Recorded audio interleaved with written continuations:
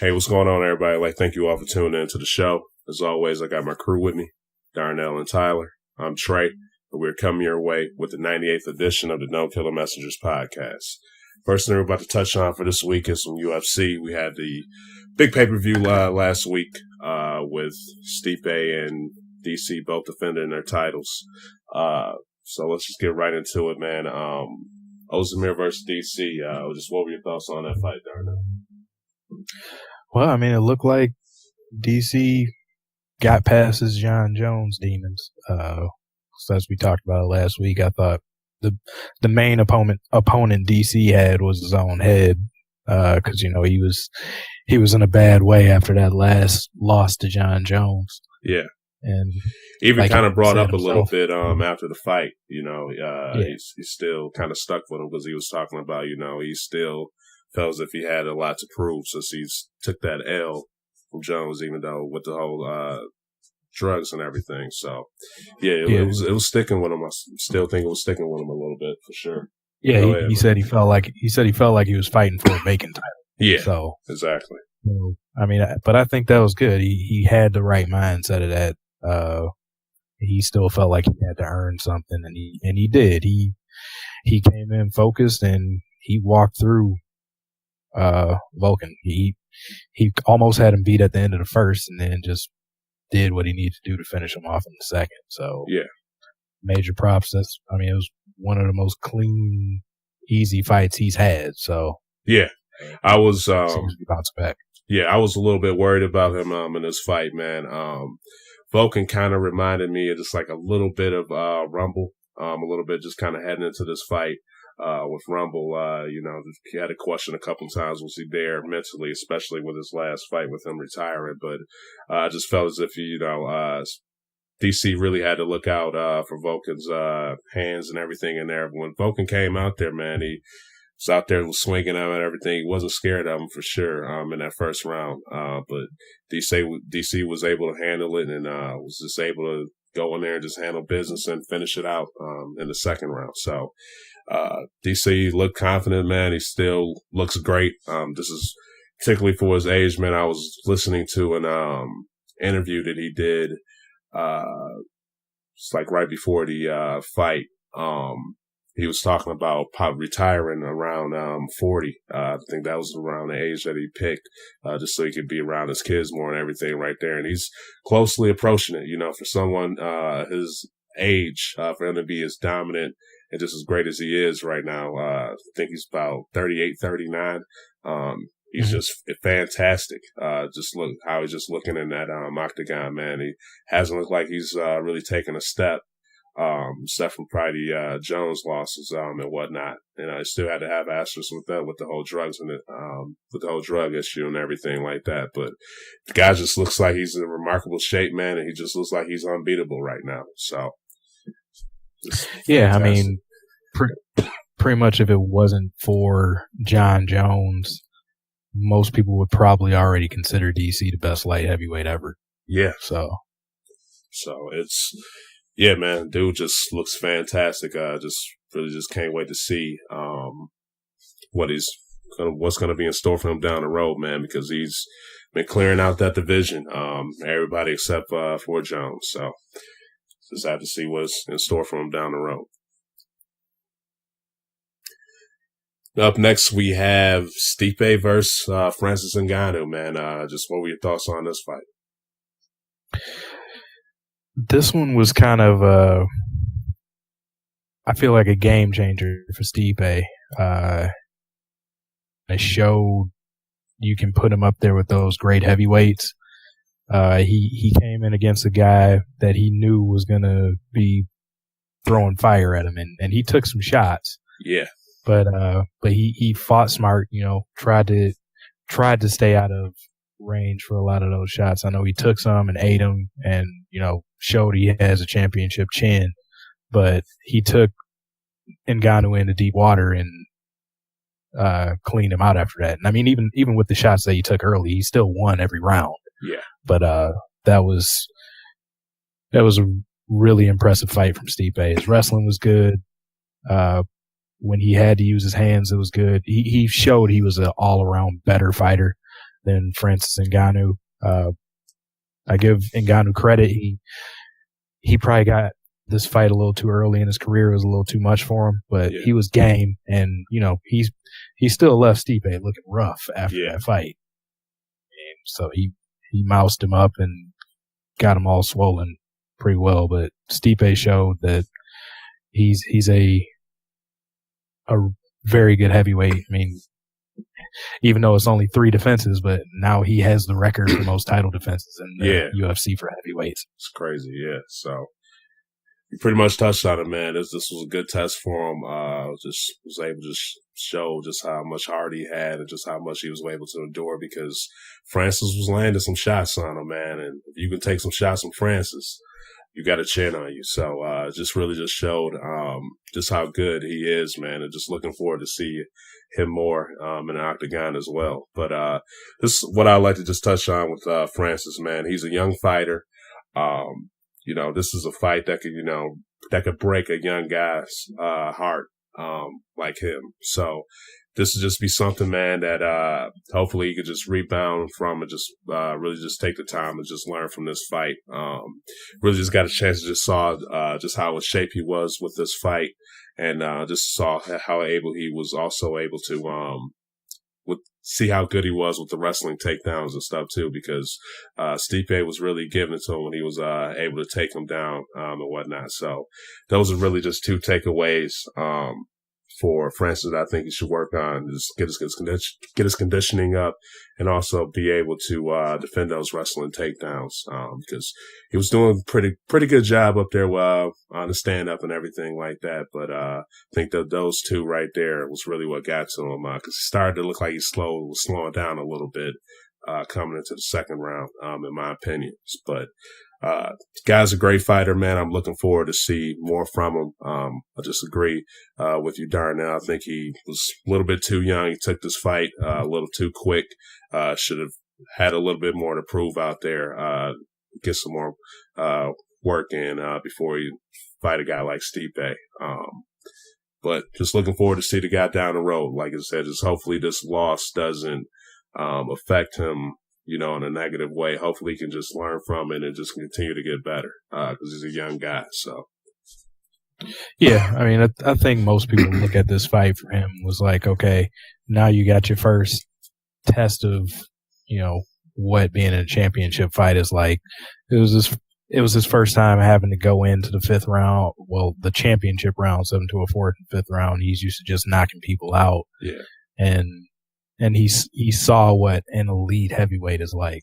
Yeah. He held his own. He didn't get finished or anything like that. But yeah, he sees what it's going to take now. He has to get his gas tank up, and there's some he can't just win off the strength of his punching power. Yeah. He's got to expand his game some. But I think it's definitely possible. Yeah. At his age. Yeah. So looking forward to seeing him some more, man. Now with this, after the fight, I was listening to Dana White. He was saying that he would like to see DC versus Stipe in the octagon. He was saying that he would love to see that fight. I know the problem with the whole thing will probably be with just DC, because his man Kane is in the heavyweight division. They probably have to make it a heavyweight fight, of course. But man, Kane needs to get his tail back in the octagon too. But enough with that. But he was just talking about having this matchup between DC and Stipe. Just what were your thoughts on that, man? If that was to happen, I mean, it would definitely be an interesting fight. I think it would draw a lot of interest. 2 champions fighting each other, and DC definitely could put on the weight and compete with heavyweights. Yeah. It would be a really good matchup. Two really good wrestlers. I would give the wrestling edge to DC, since he Olympic level wrestler. Yeah. But I mean, one would think the power would clearly go to Stipe, but it wouldn't. Yeah. I think that would be a good little coin flip too. So I would definitely be interested in seeing that fight. Yeah, me too, man. And odds are, DC might be a little lighter on his feet because he wouldn't have to cut weight. Yeah, very true. That's a good point. Yeah. I would just love to see it happen, man, because like with me, do you really think there's anybody in both those guys' respective divisions that you want to see fight them right now? Not particularly. Yeah. Both divisions are kind of light right now, so. Like I said, I would like to see Kane. I think they would need to put this fight before Kane because DC wouldn't fight Kane if he was to beat Stipe. But yeah, I would like to see Kane, man, once he gets everything together because that guy's just a beast. But yeah, other than that, man, I don't see nobody in the light heavyweight division right now that really interests me with a DC fight, and I don't really see nobody else in the heavyweight division that will interest me with the Stipe fight. So hopefully, yeah, they could get that done, man, because that'll be a good one to see. Just those guys' styles, their power, be a good little chess match with those two because both can wrestle, both can hit. It'll just be a fun matchup, man. Agreed. Now, anything else to add for UFC? No, I mean, fun card. It was good to watch. Just say this, man. I'm kind of excited for some of these fights coming up, man. I think Nunez and Cyborg, I think they were pushing that. I think that's going to happen. And I think they got Tony Ferguson and Khabib, yeah, for 223, I believe, if I'm not mistaken. So just down the road, man, they got some amazing fights coming up, man. This is going to be some good ones to see for sure for this year. All right, but we're about to switch over into some NBA now. About to get into my man Darnell's guy, J. Kidd. Got fired, man. What were your guys' thoughts on Jason Kidd being fired by the Milwaukee Bucks? Not shocked by it. I've sang the praises of this team because of how they're made up, that they could be in the Eastern Conference. I think they should be up in the higher levels of the conference competing, but they seem to always hover between that like 6 to 8 level, which when you have a top 5 player in Giannis and just a lineup full of big players that can guard at every position, that should be a recipe for disaster for other teams. Yet they just weren't able to put it together. So I don't know if it was a just bad mix of the coach and the players or what, but I do understand that the Bucks probably had to make a move to try to shake things up there. Yeah, when you don't succeed with the talent they have, I completely agree. Now, if you want to, say, the team traded away Greg Monroe, they lost Jabari Parker to injury. I mean, you can say those things, and I think they are very valid points, but it's the idea that, for his whole coaching career, he's basically a 500 coach. Mm-hmm. It's not like, they're underperforming, and it's not like they're killing it either. Personally, I think it was, it was the writing on the wall. I don't think anybody saw Jason Kidd as the guy to lead them to the finals or anything like that. But with, John Antetokounmpo and a few other pieces that team has, Brogdon and Middleton, they should be better than they currently are. Let me say this. Me, I'm a fan of Jason Kidd as a coach. I'm just a huge fan of just how he's just willing to do it all and get a win and just stick beside his players. But I will say this, one thing with this whole situation, I would have, if I was like a GM or whatever, I would have waited to the end of the season because Jason Kidd, really, if you kind of look at this team, man, hasn't really had the full roster kind of play together. I think during his time, he had Jabari out twice with an ACL. he had last year in particular. Chris Middleton was out with the whole season, so due to an injury pretty much. So he hasn't really had all those guys that come in together and really mix in well. And I think he still made it to the playoffs 3 out of the 4 years he was there. So I would have gave him a little bit more time, just to see when Jabari comes back and just to see how these guys can mix well and everything like that. But I will say this, they are better, in my opinion, than a 6 to 8 seed team in the East. I think they could have done a better job than that. But just looking at it, man, just like I said, just with the whole injuries that kids had to deal with this team, and with the guys being out and whatnot, I would have gave them a little bit more time. But yeah, I can understand where you guys are coming from, though. Go ahead. I was going to say where I agree with you is the fact that it does seem like the Bucks have never really had their full roster, so we don't know really what their ceiling is. We haven't even seen a glimpse of it. Yeah. But we all know the NBA is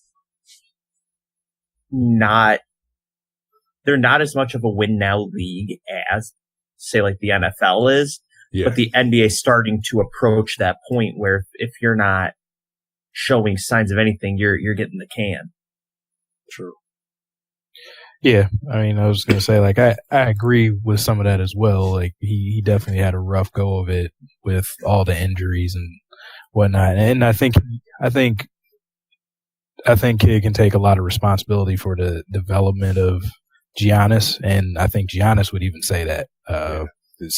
He really looked up to J. Kidd. And, he's trying to save his job. Yeah. So, I mean, definitely he did some good things. Yeah. But, just that's the way it is in pro sports. Just if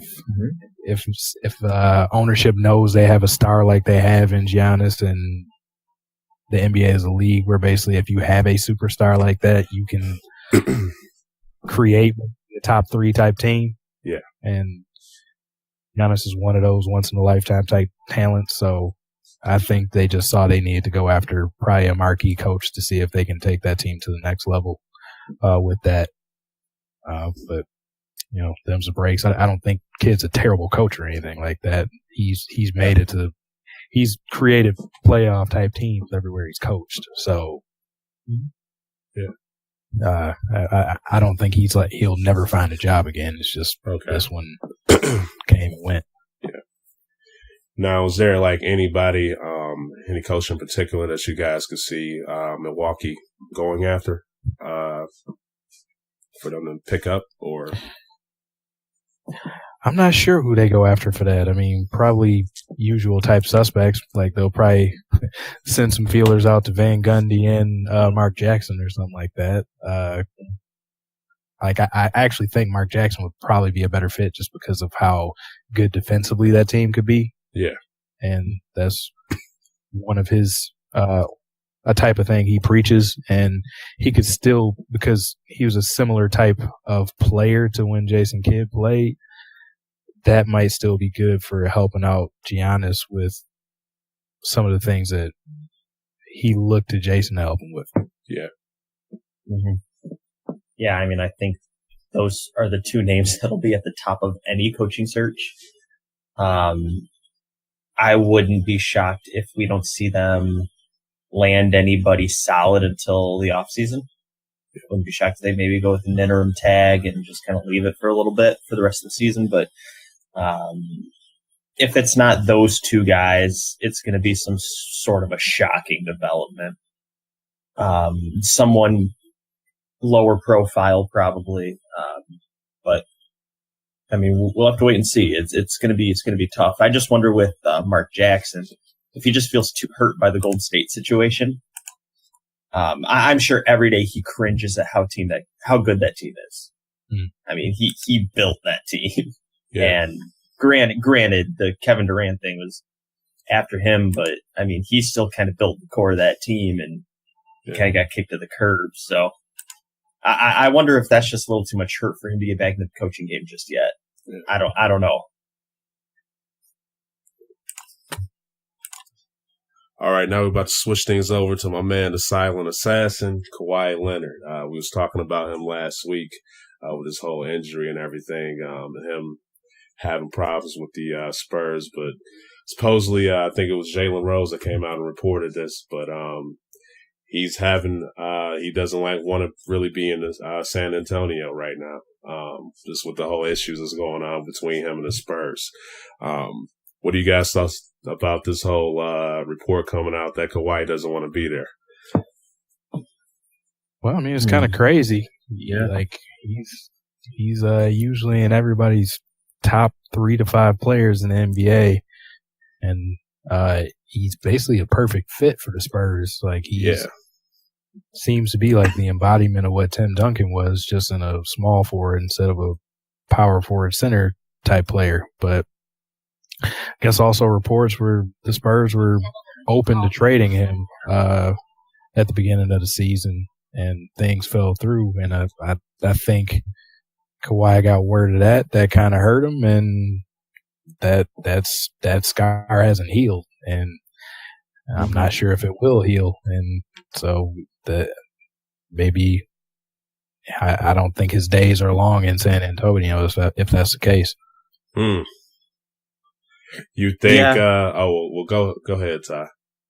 Yeah, I mean, you can kind of start to see the blood boiling a little bit, kind of like Darnell's alluding to.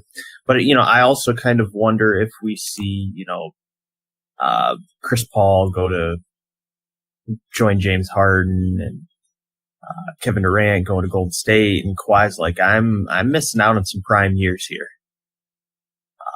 I mean, the guy stayed in college a lot longer than most did, and all that. But I just wonder if he's seeing a window of opportunity start to close and feel like he's missing out. So he's like, if this team isn't gonna make big moves or anything like that, like he's thinking he's out. I mean, that just seems to be the mentality right now. Yeah. Yeah, this would just be absolutely crazy, man, because you kind of touched on it, Darnell. Dude's just a perfect fit for the Spurs. I think they'd be a fool to mess around and just let this guy go. I mean, everything they can do just offensively and defensively for that team, for anybody really, wherever he's going to definitely make a spark for sure. But, yeah, I just think the Spurs would be full of us, just absolutely dumb as hell to let this guy go. But you were talking about, you can see his days been going sooner. Darnell, got the trade deadlines happening on February 8th. You think there's any way possible he could be gone with perhaps a trade by that timeline? Or I'm not going to say that's impossible. I doubt it happens before the trade deadline. I think they start seriously looking at things by the end of this year. For after the off season. Yeah. But I mean, I guess if the right team came up with the right package to try to get him, I mean, if the Spurs were open to trading him in the off season, I don't see why they wouldn't be open to trading him now if the right deal came through. Yeah. Yeah. I always kind of go along the premise of no players too good to be traded. Granted, I know there's the story of back when Magic Johnson was playing, Jack McCloskey, who was the GM for Detroit, offered the entire team for Magic Johnson, and they said no. So I guess you could say, possibly that a player's too good to be traded. But if the deal's right, anybody will accept any offer. But once again, I just don't know that will happen by the deadline, at least. I think that's just too soon and too much. Yeah. I mean, I'll tell you who would be smart to make an offer right now. Who? Cleveland. Yeah. I was going to bring that up. LeBron is. I mean, everybody basically feels LeBron is not coming back. Yeah. The Spurs are a team he would probably waive a no trade clause for to go play with what they have there and play for Pop. And Cleveland could get a player back that is not LeBron, but is one of the closest things to him in the league, and probably the closest you can get for equal value, and get a player with still some years on his contract. So here's the question for that. In your mind, is that a 1-for-1 trade? Yeah, I think so. Fair. I mean, I think you could possibly see in a situation like that, maybe at least on Cleveland's end, we also see either a Channing Frye or a Kyle Korver get thrown in, while someone for San Antonio, like a Kyle Anderson or a Danny Green. I think there has to be a little bit more in that pot rather than just the 1-for-1. But I do think, like you said, that is the closest thing you're going to get for either guy. I mean, it's possible you might have to throw extra pieces in there to make contracts match up or something like that. But, I mean, I just feel LeBron is in the later stages of his career. What's this, year 18 for him? I mean, not that he's slowing down to be terrible or anything like that, but being that he's the better player, but he's older versus Cleveland getting a younger player that's not quite as good, but will have more years ahead of him. He's locked in on his deal for a little while. I think that would kind of make it reasonable to do a 1-for-1 there. Makes sense. Just have to see how this whole thing breaks down, man. It's crazy. Yeah. But all right, we was kind of just touching about LeBron and the Cavs, so just get right into them, guys. They had a fiery meeting. Some of them were questioning Kevin Love. I guess they thought he was going a little too far with his injury and whatnot. But just what are your guys' thoughts about that meeting? You think it's just continuing to show that this team is just furthermore in shambles, or you think they could have used that to just rebound and get back to being the dominant team in the East? Just what are your thoughts on the whole thing? Seems like the Cavs are a dumpster fire. I mean, like I get that there's reason to have team meetings, but for one, that this one got so leaked out to the media where we basically know everything that happened. You have the brand new player on the team in IT leading the charge to try to talk trash about Kevin Love, and it's just like,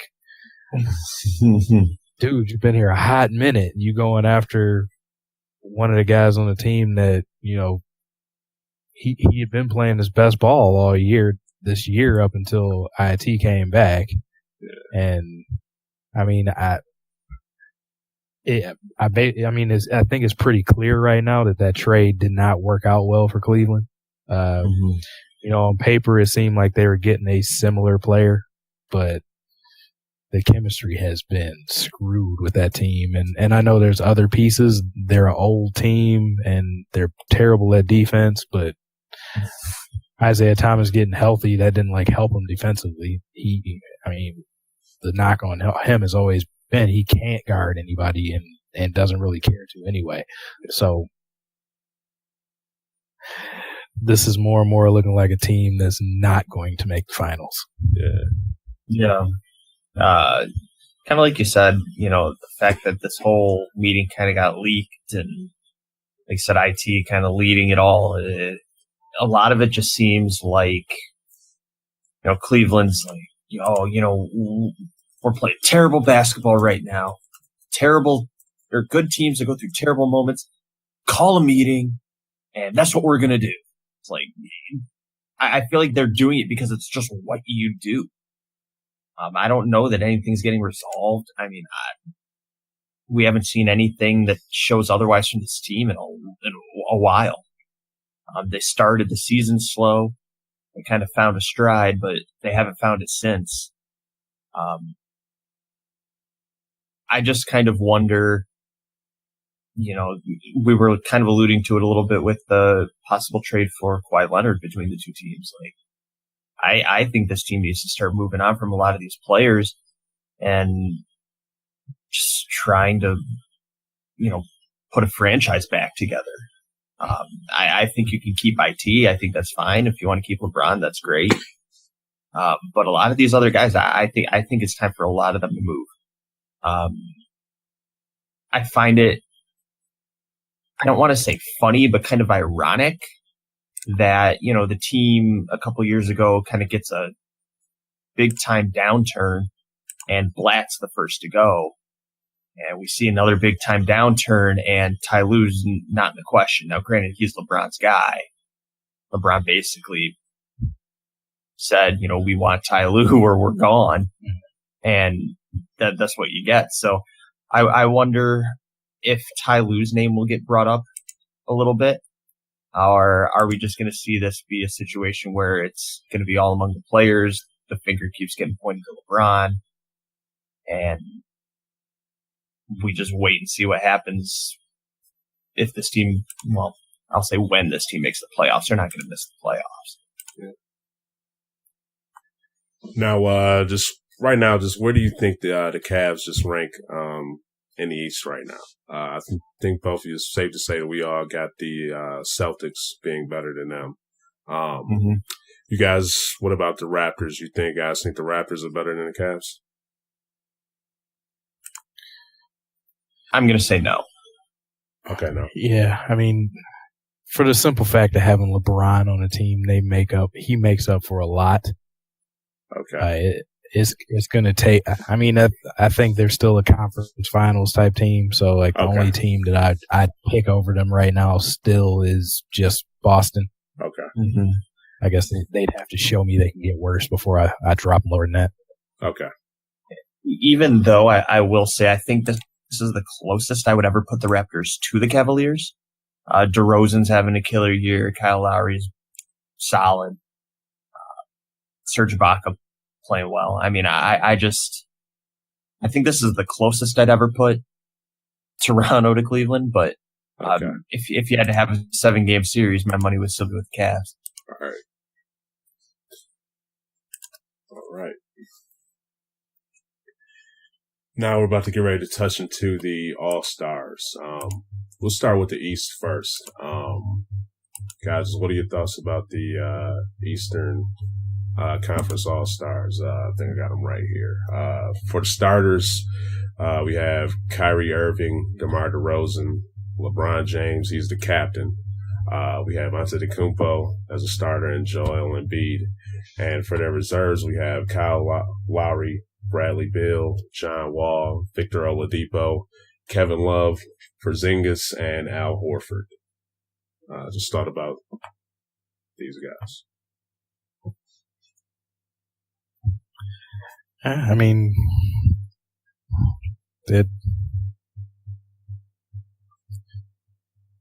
I'm not mad about any of the selections. I mean, it's the All-Star game, so I mean, of course, you can wonder how is this guy not a starter? How did this happen? But I guess I'm just resigning myself in my age to just stop caring about All-Star voting. That's fair. Yeah, as much as I'll agree with that, it's a pointless game. Nobody really tries. It's a show, and I think we all can agree with that. But it's a roster made up of 12 players. It's just like the college football playoffs. Someone is bound to get left out. Someone's bound to be upset. Lou Williams, Andre Drummond, and was it Ben Simmons? They all took to Twitter. Andre Drummond saying things like, I guess I just need to do backflips every time I make a basket. Yeah. Lou Williams, just LOL. And I mean, I get it. Statistically, Andre Drummond, better year than Al Horford. But when you're on the best team in the Eastern Conference, you get a lot of benefit of the doubt. I'm fine with the team. I have no problems with it. Just someone always gets left out. It's just how it is. Yeah, I will say this. I've never really been a huge fan of Al Horford. Kind of think he's a little overrated in my opinion. When I just look at Al Horford, I just say, okay, he's an okay center. I don't really have nothing, just don't really see nothing that impressive about the guy. I think he's like averaging 13 and 7 or something like that. But I will say this. I do think Andre Drummond should have got the nod over him. But if you're looking at just a team's record performance-wise, I can see Al Horford getting in there. Another guy that a lot of people weren't looking at, but Dwight Howard, he's having a pretty good year too. He's had 15 and like 13 boards. So he's been getting it in. But yeah, like that was just my whole kind of like gripe with just with Al Horford. Like I'm not really just a huge fan of his. Like I said, I think he's a little bit overrated, just my personal opinion. But just for that one. And Embiid getting the just a starter just with him, the guy misses some games. So just with the whole issues with his knee and whatnot. So, but it is what it is. Like you guys said, man, people, they vote for these guys and whatnot. So, it is what it is. What can you do? Yeah. All right. Now just to get to the Western Conference, for the Stars, we have Steph Curry. He's the captain. James Harden, Kevin Durant, Anthony Davis, and DeMarcus Cousins. For the Reserves, we got Damian Lillard, Klay Thompson, Jimmy Butler, Russell Westbrook, Marcus Aldridge, Draymond Green, and Karl Anthony Towns. Just thoughts about this one. I mean, it looks a little better than the Eastern players, but I mean, I guess that's just because there's so many more players in the Western Conference. Probably that also means you have more players that are going to have gripes because it's so heavy with stars. But I mean, same deal. I'm fine with the players. Some players will get mad, some fans will get mad, but it's on voting. What can you do? Yeah, this was one that was tough for me, man, because I was a huge fan of Lou Williams this season. The guy's been balling out like crazy, but just kind of look at the guys that play his position and stuff, man. You got like for the guards, you got Westbrook, Butler, Klay Thompson, Harden, Curry. Like, where could you put that guy in and stuff like that? So it's, like I said, it's tough. But just 12 people on a roster, what can you do? But yeah, the West same goes for Devin Booker. I mean, yeah, there's just not a lot you can do when it's 12 guys. Mm-hmm. But then, you start expanding the roster, then everybody's making it. Yeah. It's a double-edged sword. It's a catch-22. Not everyone's going to be happy, but I don't think it should be a situation where everybody is happy. Yeah. Now, kind of just brought up an interesting point just for the whole roster, because there's 12 All-Stars that get voted in, but there's like always like 13 people like on an actual NBA roster. Do you guys think they should move it up to 13, or you like the 12 format, or what? Nah, it's fine as it is. It's fine as it is. Basically, all that is doing is trying to appease 2 more players to get an All-Star nod. But I mean, really, all it's doing is making it harder to try to get enough minutes for all these players too. I think 12 is fine. And play better next year. Promote yourself. I don't know. and to a point though, if you're one of these GMs and head coaches, wouldn't you almost rather have your guy not get nominated, not play? Oh, I mean, for them, of course. Yeah. You want one of them to pull up with a hammy. Yeah. I mean, I think the same. I mean, the only one that I don't think coaches really care for would be the Pro Bowl, and that's just because it's at the end of the year. But all the other ones is like it's mid-season. The last thing you want is one of your guys to pull up with some sort of an injury. Mm-hmm. Yeah. I mean, how many times, non-contact injury, or you can easily, sprain an ankle in the All-Star game. Yeah. For basketball, you can easily do that and be out 6 to 8 weeks. Like, as much as you could talk about expanding the roster, if they did, cool. If they don't, great. But if it were me, I don't want to see more of these star players with potential get hurt. All right, guys. Anything else to add to the NBA before we go to the NFL? Nope. Just, man, I kind of don't want to see it, but I kind of do want to see it, man. LeBron getting them 30,000 points. Got a gut feeling, man, that he could get Kareem's record. So it's going to be interesting to see down the road if he'll be able to get it. I think if anybody can get it, it'll definitely be him. But he's just tearing up those numbers right now, man. Mm-hmm. All right, now let's get right to the NFL playoffs. Not going to touch on the Super Bowl for this week. We're going to save that for next week. We're just going to take the time to talk about last week's games. So first game we're about to get into is Minnesota versus Philly. What were you guys thought about that? Guess the thoughts of having that home Super Bowl, just Minnesota must have been looking ahead. I don't know, but yeah. But boy, it was disappointing though, because it was still, for all intents and purposes, a game at the half. Yeah, it was, at least to me, it was disappointing. Highly. Yeah. I mean, I guess I was. Yeah, I mean, in reality, 3 of the best defenses were in the championship games, mm-hmm. and Minnesota, statistically, being a top 2 or 3. Did not look like it at all. Nick Foles was passing all over. Yeah, it's crazy. I mean, we'll talk about the other one later, but yeah, the best 2 considered defenses left in the playoffs both just kind of got worked over. Yeah. I guess this is a question for both of you guys. We've seen Nick Foles, especially with his first stint with the Eagles, really kill it and look like he kind of did in this NFC Championship game. I don't want to look ahead, so I won't ask the question this way. But is the NFC Championship Nick Foles the Nick Foles, or is the second round game against Atlanta the Nick Foles? Like, who do you think Nick Foles is? And I think it's kind of a dumb way to phrase it, but which one do you think he's more like? Well, honestly, I think he's closer to this week because they switched the offense up to fit what he ran when he was a starter in Philly the first time. Mm-hmm. Mm-hmm. And I think that made him comfortable and he excelled.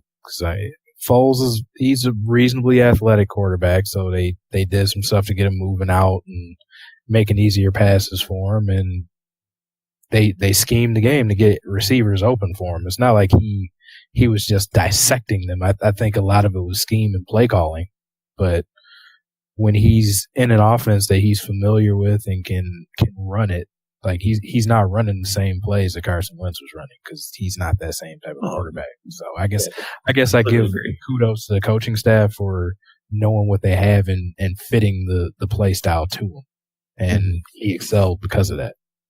Mm-hmm. Yeah, I can agree with that. I just know this. It's a championship game, the Super Bowl. He better just come bring his ass out there and play. So if we get the divisional round, Nick Foles, oh man, that could be for an ugly Super Bowl. Yeah. Well, it was kind of funny. I had the conversation with multiple people. I said this could potentially be the most disappointing Super Bowl ever. Like, the worst quarterback of all time could win a Super Bowl this year. Like, could you imagine if it was like, give me either of them, Case Keenum or Nick Foles against Blake Bortles? Could you believe that? Oh, man. It would be a rough ratings there. And I don't know if this will segue us into the next game or not, but I texted my brother and said, thank God for Tom Brady. At least he's keeping it somewhat interesting. Yeah. I mean, especially even watching, Case Keenum kind of, I don't want to say he laid an egg, but he didn't exactly play a good game. Yeah. Just watching him play there, and granted, the Minnesota defense, very, very good. But, I don't know. I think for me, it just kind of shows, like, experience this far down the stretch, it plays more of a factor than we think it does. granted, Nick Foles, not a lot of experience either. But if you look at what is around him versus what is around Case Keenum, definitely helped him out offensively. Has more veteran receivers, guys who have been on the stage before. Torrey Smith has played in the Super Bowl. Alshon Jeffrey's just, veteran, all that. Zach Ertz played many years. LeGarrette Blount's not the lead back, but they just have voices that have been there. For Minnesota, it's a lot of young guys. Yeah. Just with this team with the injury that they had with Wentz and whatnot, how were you guys pretty shocked that this team made it this far? Or yes, I am. Yeah. The reason I kind of put a question mark on it is I think everybody knew the defense was good enough to get this far. Hey, defense wins championships, y'all. No. Yeah. I don't think. Granted, it's not like their road was easy. Atlanta and then Minnesota, that's not exactly a cakewalk. But I have to say, without Wentz, you have to be shocked to a degree. He was the bread and butter. Yeah, I thought one of the two teams that they played would lock down on them and, get them out of there, especially without their MVP candidate that they had starting at quarterback. But, like I said, I feel like their coaches know what to do to try to get the job done, and they did. Mm-hmm. All right, guys. Anything else to add for Philly or Minnesota? Look. All right. All right. Last but not least, we got the Pats versus the Jags. Just thoughts on that game. Great game. I enjoyed it. One of those Brady specials. Yeah. I mean, I definitely don't want to sound like, oh, Brady. But the drive that he put together with about 2 minutes to go, or that finished up with about 2 minutes to go in the fourth, was, like you said, that is a Tom Brady special. You just knew there was too much time on the clock. Like, you're thinking there's no way Tom Brady is going to let them fall short with, whatever it was, 4 minutes on the clock or 5 minutes or whatever it was. You just knew he wouldn't let them fall short. But I think everybody needs to be looking at Jacksonville as legitimate now. Next season, they'll be one of the, they'll probably be one of the better favorites in the AFC. It'll probably look like, I don't know, Patriots again. Steelers Steelers probably anyway, Le'Veon Bell or no Le'Veon Bell. And Jaguars third in the AFC? I mean, I think people might still argue second since they did make it this far. Sure. I mean, I guess it just depends on if they make some more strides or do some things to help that offense. But yeah, I mean, they played a reasonably good game. Mm-hmm. They were up most of the game, but I guess my one gripe is it seemed like they were playing to protect the lead that they built instead of playing to win the game. So absolutely. Yeah, so I as much as I just praised the Eagles coaching staff, I put a lot of that on the Jags coaching staff. I know you have Blake Bortles as your quarterback, and you didn't want to put too much on him, but you're playing a team with a quarterback that's known for, if you let him hang around, you will not end the game happy about it. So if you get up on the Patriots, you have to keep the gas going, and you have to step on their necks. And I don't feel that Jacksonville did that. And, they almost got away with it, but they. I mean, and I would say, I think Jacksonville's defense is legit, and I think we all know it. One drive that you let up against Tom Brady at the end, I will not blame that on your defense at all. They've had one of the better defenses all year. I think the defense played very well to have themselves in a position with under 5 minutes to go in the fourth to win. Where I think they kind of felt faults, I think they relied a little too much on Leonard Fournette. I mean, granted, the guy had a killer game against Pittsburgh and a good first half, but I think they were relying on him to just kind of run the clock out. Granted, Bortles, didn't pick up a couple first downs in the fourth, but I just wonder, did they look at Leonard Fournette to carry it till the end? And I mean, trying to run out the clock, just doesn't work against the Patriots. Like you said, you have to stay aggressive on them, and I think there's just a lot of inexperience in that organization, which is fine. I mean, you have to get the experience somehow. Yep. And I think it's great that Jacksonville has a very competitive team. They used to be a laughing stock in the league, and I think it's great that they've been able to get to the point they're at now. I think they have a very solid roster. Like you said, a couple offensive pieces away, but I think that they are legit, and I don't think people are viewing them as a pushover anymore. And I think this year was a great leap for that franchise. Great. Now, are you guys concerned in anything about Gronk? Y'all think he'll be able to clear the protocol and everything? I mean, they're going to do everything they can to get him to be able to play, but am I worried about the Patriots if he's not playing? No, just because they've shown they can win without him. Yeah. So. Yeah, no, can completely agree. I think he plays. The benefit is you get the 2 weeks, you get an extra week in there to kind of rest up and kind of get things figured out. But if I had to guess, I think he'll play. I think him playing only benefits the Patriots, whether he can be healthy enough to give it a real go or just run out there, play a handful of snaps and just be a constant threat. But I think he'll be good to go. Like Darnell said, they'll do whatever they can to get him through as fast as they can too. Yeah.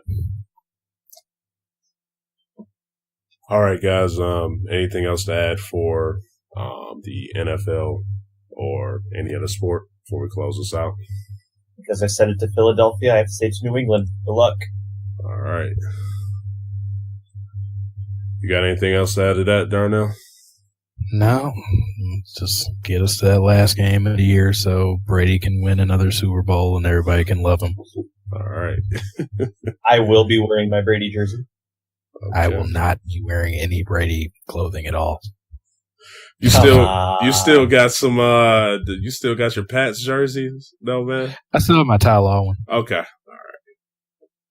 You're not even gonna rock that? I'm kind of surprised. I'm surprised you got a Ty Law jersey. Ty Law was his man back in the day, dude. Ty Law's a dog.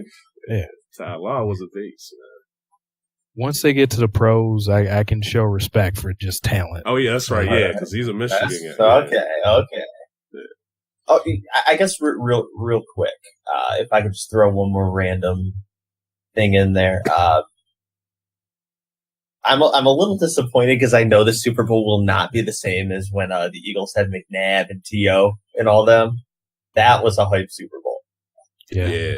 When they played the Pats that year, that Super Bowl had everything you wanted with the star power and the talent and all that. Don't think we're going to get a similar game. I could be very wrong on that, but I don't think the hype's going to be there. But I'm still hoping for a game with 3 minutes to go in the fourth. Yeah, I remember that, man. Yeah, that was a very hyped Super Bowl, man. That was a fun one to watch too, of course. But yeah, that was a good one, man. Yeah. Unfortunately, we won't get the same hype, but yeah. But all right, guys. Be good. Yeah. All right, guys. I appreciate y'all for tuning into the show. As always, you can check us out on YouTube, SoundCloud, Stitcher, iTunes. Just hit us up in that search engine. Don't Kill the Messengers podcast. We should be able to pop up. Also, feel free to check us out on Twitter at DKM_cast. Just feel free to hit us up on there as well. But we'll catch you guys next week on the next episode. Peace.